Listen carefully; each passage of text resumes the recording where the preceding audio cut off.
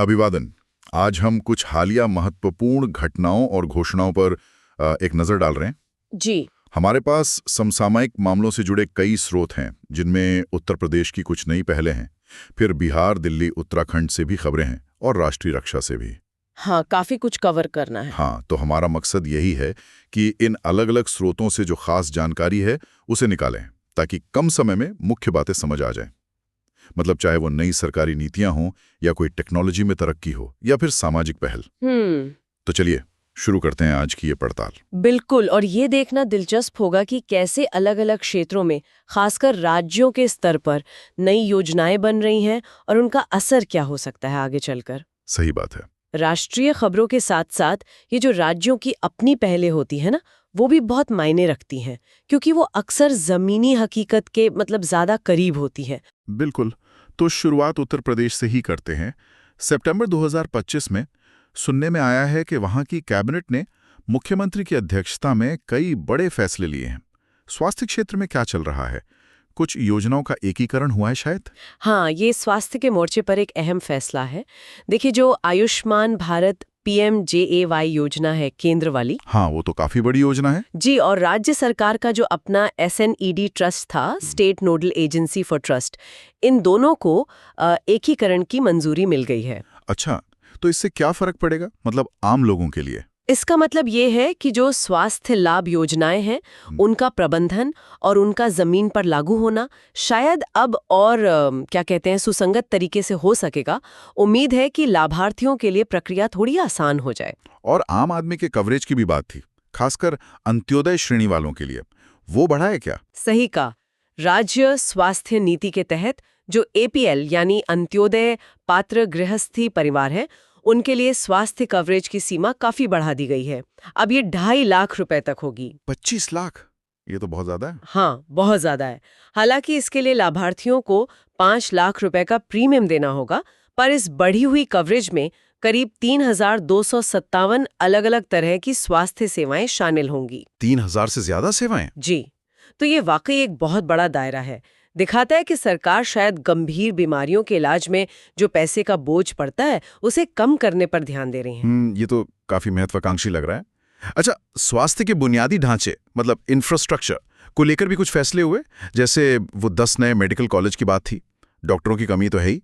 बिल्कुल, आपकी बात सही है। शायद इसी कमी को देखते हुए राज्य में 10 नए मेडिकल कॉलेजों की स्थापना को भी मंजूरी मिली है। अच्छा। और ये कॉलेज पब्लिक प्राइवेट पार्टनरशिप मतलब PPP मॉडल पर बनाए जाएंगे। यानी सरकारी और निजी क्षेत्र मिलकर काम करेंगे। जी, उम्मीद है कि इनमें जो पढ़ाई है वो 2027-28 से शुरू हो जाएगी। ठीक है। इसके अलावा स्वास्थ्य सेवाओं को और आसानी से लोगों तक पहुंचाने के लिए हेल्थ ATM नीति को भी मंजूरी दी गई है। हेल्थ ATM, ये क्या चीज है? ये शायद ऐसी मशीनें होंगी जहां कुछ बेसिक जांचें और टेली कंसल्टेशन वगैरह हो सके, और साथ ही राज्य भर में PCB जांच सुविधाओं की स्थापना के लिए भी एक बड़ा बजट रखा गया है, 856 करोड़ रुपए। ये PCB जांच क्या है? ये प्रदूषण वाले PCB तो नहीं? नहीं, स्वास्थ्य के संदर्भ में यहाँ PCB का मतलब शायद पैथोक्लिनिकल बायोकेमिस्ट्री जांचों से है। मतलब खून, पेशाब वगैरह की जो जरूरी लैब जांचें होती हैं ना, बीमारियों का पता लगाने के लिए। अच्छा, लैब टेस्ट्स। हाँ, तो 856 करोड़ का बजट यही दिखाता है कि सरकार डायग्नोस्टिक सुविधाओं को शायद ब्लॉक लेवल तक पहुंचाने पर जोर दे रही है। स्वास्थ्य के अलावा कैबिनेट ने कुछ और क्षेत्रों के लिए भी फैसले लिए, जैसे पानी, बिजली। हाँ, बिल्कुल। कैबिनेट ने पंचायत राज विभाग की कई पेयजल आपूर्ति योजनाओं को भी मंजूरी दी है। तो उम्मीद है कि गांव में साफ पीने के पानी की सप्लाई बेहतर होगी। ये तो बहुत जरूरी है। जी, और साथ ही रिन्यूएबल एनर्जी को बढ़ावा देने के लिए भी ऊर्जा उत्पादन, हाइब्रिड पावर पार्क और पंप्ड स्टोरेज प्रोजेक्ट से जुड़े प्रस्तावों को भी स्वीकृति मिली है। अच्छा। तो ये फैसले दिखाते हैं कि सरकार एक साथ कई मोर्चों पर काम कर रही है। स्वास्थ्य, पानी, ऊर्जा, जो विकास के लिए जरूरी है। ठीक है। उत्तर प्रदेश में तकनीक का इस्तेमाल सिर्फ स्वास्थ्य या ऊर्जा तक ही नहीं है, कृषि में भी इसका दखल बढ़ रहा है। सुनने में आया है कि मेरठ में इस दिशा में कुछ नया शुरू हुआ है। हाँ, ये एक महत्वपूर्ण पहल है। मेरठ में जो सरदार वल्लभ भाई पटेल कृषि एवं प्रौद्योगिकी विश्वविद्यालय है, जी, वहाँ पर Uttar Pradesh agritech incubation hub और एग्रीटेक स्टार्टअप टेक्नोलॉजी का उद्घाटन किया गया है। और अच्छी बात यह है कि इस पहल को IIT रुड़की का भी तकनीकी सहयोग मिला हुआ है। IIT रुड़की, तो ये तो काफी मजबूत आधार हो गया। जी हाँ। तो इसका मुख्य उद्देश्य क्या है? मतलब क्या ये किसानों को सीधे फायदा देगा या ये सिर्फ स्टार्टअप्स के लिए है? देखिए, इसका लक्ष्य दोहरा है। एक तरफ तो ये जो किसान उत्पादक संगठन है यानी FPOs और कृषि विज्ञान केंद्र हैं KVKs, उनको आधुनिक तकनीकों से जोड़ना है। और दूसरी तरफ ये कृषि क्षेत्र में जो नए स्टार्टअप्स आ रहे हैं उनको एक मंच दे रहा है। अच्छा, किस तरह की तकनीक है इसमें? जैसे इंटरनेट ऑफ थिंग्स IoT है, मतलब मशीनें आपस में बात करें, सेंसर्स हैं अलग अलग तरह के, स्मार्ट सिंचाई सिस्टम है जिससे पानी बचता है, ड्रोन वगैरह भी। हाँ, ड्रोन तकनीक भी है निगरानी और छिड़काव के लिए, और एनालिटिक्स प्लेटफॉर्म भी हैं। तो मूल विचार यही है कि तकनीक के जरिए खेती को ज्यादा कुशल, उत्पादक और टिकाऊ बनाया जाए।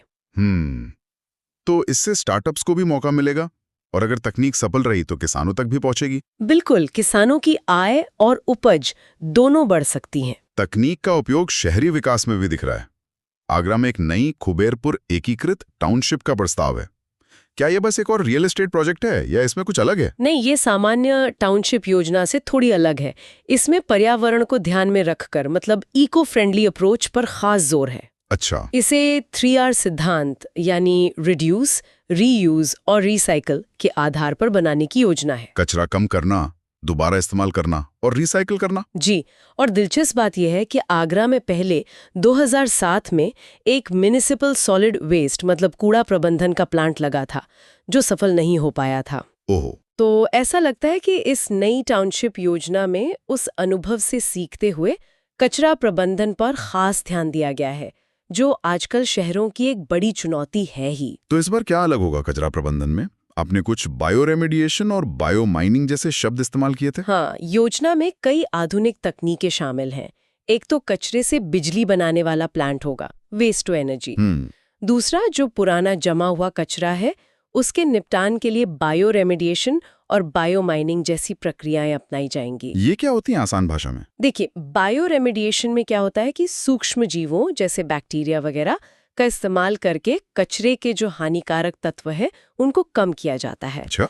और बायो माइनिंग में भी सूक्ष्म जीवों का इस्तेमाल करके कचरे से कुछ उपयोगी चीजें जैसे धातु या और कोई सामग्री निकाली जाती है। इंटरेस्टिंग। जी, इसके अलावा 405 करोड़ रुपए की लागत से एक मटेरियल रिकवरी फैसिलिटी यानी MRF बनाने का भी प्रस्ताव है। MRF? हाँ, यहाँ पर कचरे को छांटा जाएगा, उसमें से जो रिसाइकिल हो सकने वाली चीजें हैं, प्लास्टिक, कागज, धातु, वो अलग की जाएंगी। तो कुल मिलाकर ये सिर्फ घर बनाना नहीं है, बल्कि एक सस्टेनेबल शहरी मॉडल बनाने की कोशिश है जिसमें कचरा प्रबंधन पर काफी जोर है। समझ गया। अच्छा, अब थोड़ा राजनीतिक गलियारों की ओर चलते हैं। उत्तर प्रदेश के मुख्यमंत्री योगी आदित्यनाथ ने हाल ही में कार्यकाल को लेकर कोई रिकॉर्ड बनाया? जी हाँ, जुलाई 2025 में योगी आदित्यनाथ लगातार सबसे लंबे समय तक उत्तर प्रदेश के मुख्यमंत्री पद पर रहने वाले नेता बन गए हैं। अच्छा, किसका रिकॉर्ड तोड़ा उन्होंने? उन्होंने कांग्रेस के डॉक्टर संपूर्णानंद का रिकॉर्ड तोड़ा है, जो 1954 से 1960 तक मुख्यमंत्री रहे थे। उनका कार्यकाल 8 साल और 127 दिनों का था। तो योगी आदित्यनाथ का कार्यकाल जुलाई 2025 तक कितना हो गया था? जुलाई 2025 तक उनका लगातार कार्यकाल 8 साल और 132 दिन का हो चुका था। अच्छा। और ये इसलिए भी खास है शायद क्योंकि उन्होंने 5 साल पूरे करके दोबारा वापसी की। बिल्कुल, ये बहुत महत्वपूर्ण है। वो उत्तर प्रदेश जैसे बड़े और राजनीतिक रूप से इतने अहम राज्य के इतिहास में पहले ऐसे मुख्यमंत्री हैं जिन्होंने अपना 5 साल का कार्यकाल पूरा किया और फिर दोबारा चुनाव जीतकर सत्ता में वापस आए। हाँ, उनका पहला कार्यकाल मार्च 2017 में शुरू हुआ था। जी, तो राजनीतिक नजरिए से देखें तो ये जो कार्यकाल की निरंतरता है, ये राज्य में एक तरह की राजनीतिक स्थिरता का संकेत देती है, जो लंबी अवधि की नीतियों को लागू करने के लिए जरूरी हो सकती है। उत्तर प्रदेश में महिला सुरक्षा भी हमेशा एक अहम मुद्दा रहता है। इस दिशा में वीरांगना यूनिट नाम की कोई नई पहल हुई है? हाँ, ये एक महत्वपूर्ण पहल है। 8 अगस्त 2025 को राज्य सरकार ने महिला सुरक्षा और सशक्तिकरण के लिए एक खास यूनिट, वीरांगना यूनिट बनाने की घोषणा की है। वीरांगना यूनिट? जी, और ये यूनिट राज्य का जो मिशन शक्ति अभियान चल रहा है, हाँ, सुना है उसके बारे में। उसी का एक हिस्सा है और इसे उत्तर प्रदेश पुलिस बल में शामिल किया जाएगा। तो इसमें कौन लोग होंगे और ये काम कैसे करेगी? इसमें सेल्फी पुलिस का भी जिक्र था, ये क्या है? देखिए, वीरांगना यूनिट में खास तौर पर प्रशिक्षित महिला पुलिसकर्मी होंगी। इसमें लाठी चलाने में माहिर कमांडो, एक फाइटिंग विंग, हथियार चलाने और मार्शल आर्ट में निपुण कर्मी शामिल होंगे। अच्छा। अब ये सेल्फी पुलिस का जिक्र थोड़ा अनौपचारिक सा लगता है, लेकिन इसका मतलब शायद उन महिला पुलिसकर्मियों से है जो सादे कपड़ों में रहकर संवेदनशील इलाकों में निगरानी करेंगी, ताकि वो आसानी से घुल मिल सकें। हाँ, ताकि वे आसानी से आम महिलाओं से घुल मिल सकें, उनकी समस्याएं समझ सकें और शायद खुफिया जानकारी भी जुटा सकें। तो इस यूनिट का मुख्य काम होगा संवेदनशील इलाकों में गश्त करना, महिलाओं और लड़कियों से सीधे बात करना और उन्हें समाज की मुख्य धारा से जोड़ने में मदद करना। ये महिला सुरक्षा के लिए एक ज्यादा एक्टिव और जमीनी स्तर पर जुड़ा हुआ तरीका लगता है। चलिए अब शिक्षा के क्षेत्र की बात करते हैं। उत्तर प्रदेश में यहाँ भी तकनीक का उपयोग हो रहा है, जैसे एकीकृत अटल आवासीय विद्यालय पोर्टल का लॉन्च हुआ है। ये स्कूल किस तरह के हैं? बिल्कुल, 26 अगस्त 2025 को मुख्यमंत्री जी ने इस एकीकृत पोर्टल का शुभारंभ किया। ये जो अटल आवासीय विद्यालय हैं, ये नवोदय विद्यालयों की तर्ज पर बनाए जा रहे हैं। अच्छा, नवोदय जैसे? जी, इनका उद्देश्य है कि जो ग्रामीण और वंचित पृष्ठभूमि के प्रतिभाशाली बच्चे हैं, उनको अच्छी क्वालिटी वाली रेजिडेंशियल एजुकेशन मिले। ये स्कूल राज्य सरकार के प्रोजेक्ट अलंकार का भी हिस्सा है, जिसका मकसद सरकारी स्कूलों का इंफ्रास्ट्रक्चर सुधारना है। पहले चरण में ऐसे 18 स्कूल शुरू भी हो चुके हैं। और ये पोर्टल कैसे काम करेगा? क्या इससे स्कूलों के मैनेजमेंट में पारदर्शिता आएगी? आजकल सरकारी कामों में पारदर्शिता की बहुत बात होती है। हाँ, पारदर्शिता और एफिशिएंसी लाना ही इसका मुख्य उद्देश्य लगता है। इस पोर्टल पर स्कूलों से जुड़ी सारी जरूरी जानकारी, जैसे वहाँ क्या सुविधाएं हैं, स्टाफ कौन है, क्या गतिविधियां होती हैं, वो सब उपलब्ध होंगी। ठीक है। छात्रों के एडमिशन के लिए एक परीक्षा होगी, जिसे प्रवीण परीक्षा नाम दिया गया है। उसकी सारी जानकारी और प्रक्रिया भी पोर्टल पर होगी। शिक्षकों के लिए एक दर्पण डैशबोर्ड होगा, जहां वो अपनी जानकारी अपडेट कर सकेंगे और शायद अपना परफॉर्मेंस वगैरह भी देख पाएंगे। और इसी तरह छात्रों की प्रगति के लिए प्रतिबिंब नाम का सेक्शन होगा। अच्छा, दर्पण और प्रतिबिंब। जी, तो कुल मिलाकर ये पोर्टल सभी stakeholders, administration, teacher, student और पेरेंट्स के लिए एक सिंगल पॉइंट ऑफ कांटेक्ट की तरह काम करेगा। उम्मीद है इससे पारदर्शिता बढ़ेगी। उत्तर प्रदेश से एक और खबर नाम बदलने से जुड़ी है। प्रयागराज स्टेशन का नाम बदला गया है। ये नाम बदलने का चलन तो खैर काफी है आजकल। जी हाँ, केंद्र सरकार ने 20 अगस्त 2025 को उत्तर प्रदेश सरकार के उस प्रस्ताव को मंजूरी दे दी, जिसमें प्रयागराज रेलवे स्टेशन का नाम बदलकर प्रयागराज संगम करने की सिफारिश की गई थी। प्रयागराज संगम? हाँ, जैसा नाम से ही पता चल रहा है, ये कदम शहर की जो खास सांस्कृतिक और धार्मिक पहचान है, उसे उजागर करने के लिए उठाया गया है। प्रयागराज तो संगम स्थल के रूप में मशहूर है ही, गंगा, यमुना और पौराणिक सरस्वती का संगम। हाँ बिल्कुल। तो संगम शब्द उसी महत्व को दर्शाता है। और ये पहली बार नहीं है जब प्रयागराज में नाम बदला गया है ना? शहर का नाम भी तो बदला था। सही कहा। इससे पहले अक्टूबर 2018 में उत्तर प्रदेश सरकार ने इलाहाबाद शहर का नाम बदलकर प्रयागराज कर दिया था। हाँ। तो रेलवे स्टेशन का नाम बदलना उसी कड़ी में एक और कदम है। इस तरह के नाम परिवर्तन अक्सर ऐतिहासिक और सांस्कृतिक जड़ों से दोबारा जुड़ने के प्रयास के रूप में देखे जाते हैं। हालांकि इन पर कभी-कभी बहस भी होती है। बिल्कुल। चलिए अब उत्तर प्रदेश से आगे बढ़कर बिहार की ओर देखते हैं। वहां महिलाओं के लिए एक खास रोजगार योजना शुरू की गई। हाँ, अगस्त 2025 में बिहार कैबिनेट ने मुख्यमंत्री महिला रोजगार योजना को मंजूरी दी। ये योजना राज्य में महिलाओं के बीच स्वरोजगार को बढ़ावा देने के लिए एक महत्वपूर्ण कदम हो सकती है। खासकर उन महिलाओं के लिए जिनके पास शायद पूंजी नहीं होती। बिल्कुल, जिनके पास व्यवसाय शुरू करने के लिए पूंजी नहीं होती। तो इस योजना में क्या लाभ मिलेगा और इसकी खास बात क्या है? इस योजना के तहत किसी भी वर्ग की बेरोजगार महिला जो अपना खुद का बिजनेस शुरू करना चाहती है, किसी भी वर्ग की? हाँ, किसी भी वर्ग की, उसे 10 लाख रुपए तक का लोन मिल सकेगा। 10 लाख? जी। और सबसे खास बात यह है कि ये लोन पूरी तरह से ब्याज मुक्त होगा, इंटरेस्ट फ्री। अरे वाह, ये तो बहुत बड़ा प्रोत्साहन है। हाँ, यही तो। आवेदक को प्रोजेक्ट कॉस्ट का सिर्फ एक छोटा सा हिस्सा यानी 10,000 रुपए अपने पास से लगाना होगा। अच्छा। और लोन चुकाने के लिए भी काफी समय दिया गया है। लोन मिलने के 6 महीने बाद किश्तें शुरू होंगी और इसे 7 सालों में चुकाना होगा। 6 महीने का मोरेटोरियम भी है। जी। तो ये योजना निश्चित रूप से राज्य की महिलाओं को आर्थिक रूप से सशक्त बनाने की दिशा में एक ठोस प्रयास है। और बिहार से चुनाव से जुड़ी भी कोई अनोखी पहल हुई है? कम मतदान वाले क्षेत्रों के लिए कुछ खास। हाँ, ये एक दिलचस्प और अपनी तरह की शायद पहली पहल है।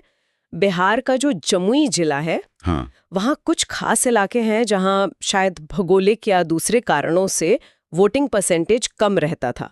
तो उन इलाकों के लगभग 1200 वोटरों के लिए देश का पहला समर्पित मतदाता केंद्र बनाया गया है। सिर्फ 1200 वोटरों के लिए एक अलग केंद्र? जी। इसका उद्देश्य शायद यही है कि उन वोटरों तक पहुंचा जाए जिनके लिए पहले पोलिंग बूथ तक पहुंचना मुश्किल था, और इस तरह वोटिंग प्रक्रिया में उनकी भागीदारी बढ़ाई जाए। ये दिखाता है कि चुनाव आयोग या स्थानीय प्रशासन वोटिंग परसेंटेज बढ़ाने के लिए टारगेटेड तरीके ढूंढ रहे हैं। बिल्कुल। अब दिल्ली की बात करते हैं। दिल्ली सरकार ने ओलंपिक और पैरा ओलंपिक विजेताओं के लिए बड़े नकद पुरस्कारों की घोषणा की है। ये तो खिलाड़ियों के लिए बहुत बड़ी खबर है। जी हाँ, दिल्ली सरकार ने ये कदम शहर के उन खिलाड़ियों को सम्मानित करने और उन्हें प्रोत्साहित करने के लिए उठाया है जो राष्ट्रीय और अंतर्राष्ट्रीय स्तर पर इतना अच्छा प्रदर्शन करते हैं। कितनी राशि है?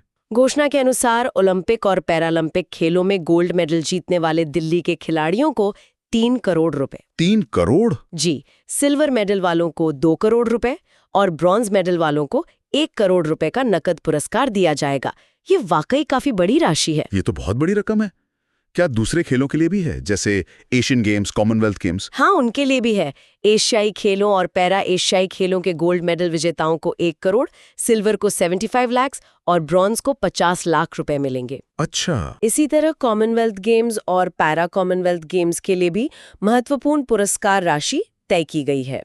तो इस तरह की घोषणाओं का असर क्या होता है? मतलब सिर्फ विजेताओं को फायदा होता है या और भी कुछ? नहीं, इसका असर व्यापक होता है। ऐसी नीतियां न केवल विजेताओं को पुरस्कृत करती हैं, बल्कि जो युवा खिलाड़ी हैं उन्हें भी खेलों को एक करियर के तौर पर अपनाने के लिए प्रेरित करती हैं। हाँ, ये बात भी है। और राज्य में एक बेहतर खेल संस्कृति बनाने में भी ये मदद कर सकती हैं। ये तो हुई खिलाड़ियों की बात।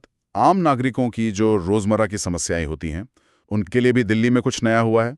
वो दिल्ली माइल ऐप का जिक्र था। हाँ, नागरिकों की शिकायतों का जल्दी समाधान हो सके, इसके लिए 19 अगस्त 2025 को दिल्ली के उपराज्यपाल ने दिल्ली माइल नाम का एक मोबाइल ऐप लॉन्च किया है। दिल्ली माइल? जी। इस ऐप के जरिए नागरिक सीधे दिल्ली नगर निगम यानी MCD में अपनी शिकायतें दर्ज करा सकते हैं। जैसे किस तरह की शिकायतें? जैसे कि कहीं कूड़ा पड़ा है, या सड़क टूटी हुई है, या स्ट्रीट लाइट काम नहीं कर रही है, इस तरह की चीजें। अच्छा, सिविक इश्यूज। हाँ, बिल्कुल। इसका उद्देश्य है कि नागरिक समस्याओं का तेजी से समाधान हो और पूरी प्रक्रिया पारदर्शी और आसान बने। ये आजकल जो स्मार्ट गवर्नेंस की बात होती है ना, हाँ, ये उसी का एक उदाहरण है जहां तकनीक का इस्तेमाल करके नागरिक सेवाओं को बेहतर बनाने की कोशिश की जा रही है। अब एक बड़े कानूनी बदलाव की बात करते हैं जो उत्तराखंड से आया है, समान नागरिक संहिता UCC। इस पर काफी चर्चा हुई है देश में। हाँ, ये निश्चित रूप से हाल के समय के सबसे महत्वपूर्ण और चर्चित कानूनी बदलावों में से एक है। उत्तराखंड विधानसभा ने 20 फरवरी 2025 को समान नागरिक संहिता यानी UCC बिल पास कर दिया था। और उसे राज्यपाल की मंजूरी भी मिल गई? जी, बाद में उसे राज्य के राज्यपाल की मंजूरी भी मिल गई, और इसके साथ ही उत्तराखंड आजादी के बाद समान नागरिक संहिता लागू करने वाला भारत का पहला राज्य बन गया है। पहला राज्य? गोवा में तो पहले से है शायद। हाँ, गोवा में पुर्तगाली शासन के समय से एक समान संहिता लागू है, लेकिन स्वतंत्र भारत में ये पहला राज्य है जिसने इसे लागू किया है। अच्छा, तो ये किन पर लागू होगी और इसमें मुख्य प्रावधान क्या है? आपने वो हलाला और इद्दत पर प्रतिबंध का भी जिक्र किया था। देखिए, ये कानून राज्य के सभी निवासियों पर लागू होगा, सिवाय अनुसूचित जनजातियों यानी STs के। अच्छा, एसटीज को छूट है, क्यों? हाँ, उन्हें उनकी जो विशिष्ट सांस्कृतिक प्रथाएं हैं उनको ध्यान में रखते हुए इसके दायरे से बाहर रखा गया है। ठीक है। ये संहिता मुख्य रूप से जो व्यक्तिगत मामले होते हैं जैसे शादी, तलाक, उत्तराधिकार यानी विरासत, गोद लेना और लिव इन संबंध। लिव इन संबंध भी? हाँ, लिव इन संबंध भी। इन सब के लिए सभी समुदायों पर एक समान कानून लागू करती है। अच्छा। इसके तहत लिव इन संबंधों में रहने वाले जोड़ों के लिए रजिस्ट्रेशन कराना अनिवार्य होगा, जिससे उन्हें शायद कुछ कानूनी मान्यता मिल सके। साथ ही ये बहुविवाह यानी एक से ज्यादा पत्नी रखने पर रोक लगाता है। और हाँ, हलाला और इद्दत जैसी प्रथाओं पर भी प्रतिबंध लगाया गया। तो इसका मूल उद्देश्य कानूनों में एकरूपता और लैंगिक समानता है। जी, मूल उद्देश्य यही लगता है, व्यक्तिगत कानूनों में एकरूपता लाना और लैंगिक समानता को बढ़ावा देना। हालांकि इसके सामाजिक और कानूनी असर क्या होंगे, इस पर बहस जारी है। और अंत में राष्ट्रीय स्तर पर रक्षा क्षेत्र में एक महत्वपूर्ण उपलब्धि, INS संध्याक। इसके बारे में बताएं, ये क्या है और क्यों महत्वपूर्ण है? 14 फरवरी 2025 भारतीय नौसेना के लिए एक अहम दिन था। इस दिन पहले सर्वे वेसल लार्ज यानी बड़े सर्वेक्षण पोत INS संध्याक Y1025, इसका नंबर है शायद। जी, यार्ड नंबर Y0235, इसे औपचारिक रूप से नौसेना में शामिल किया गया। ये इस श्रेणी के 4 जहाजों की श्रृंखला में पहला जहाज है। तो ये नौसेना की क्षमता कैसे बढ़ाएगा? ये नौसेना की जो निगरानी और मानचित्रण मतलब मैपिंग की क्षमताएं हैं उन्हें काफी बढ़ाएगा। इसे बनाया किसने है और इसका मुख्य काम क्या होगा? ये सर्वे वेसल करता क्या है नौसेना के लिए? इन सर्वेक्षण जहाजों को कोलकाता में garden reach ship builders and engineers यानी GRSE बना रहा है।